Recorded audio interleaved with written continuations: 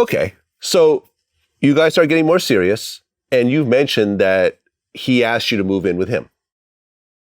Yeah, so we were talking for a year, and then February 2020, he asked me to be his girlfriend, and I wanted to take our relationship to the next level. I'm like, we're not really going to get anywhere if I stay here in Woodland Hills, because I had my condo out there.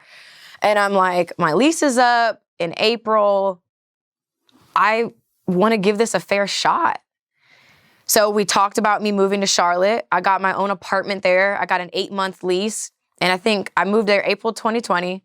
And then by the summertime, he had asked me to move in with him. And we moved in together in July. Or probably end of June, actually, I think. Okay. And, you talked about the situation of now living with a man, and a man who has means, because now he's in the NBA and so forth. And, you said, well, you got to sit at home and not work, and you got a car and you're living in this $1 million house, but there's certain rules and regulations being under this man's, house in terms of things you could post and put out there and so forth, right? I would say, so you have to understand, so I moved in the summertime, and I got pregnant the beginning of August. So it was a very short window where I'm under his roof, kind of under his set of rules, we would say, lack of better word verbiage.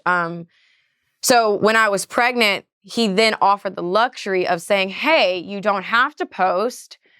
You can kind of kick your feet up and relax, just focus on baking in peace. So he was never like, don't post that.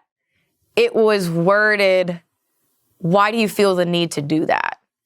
Why do you have to post in that way? Why do you have to pose like that? Like, why do you have to show your body? It was those covert questions that were like, really the undertone was like, why are you fucking posting like that? You're not going to post like that if we're together.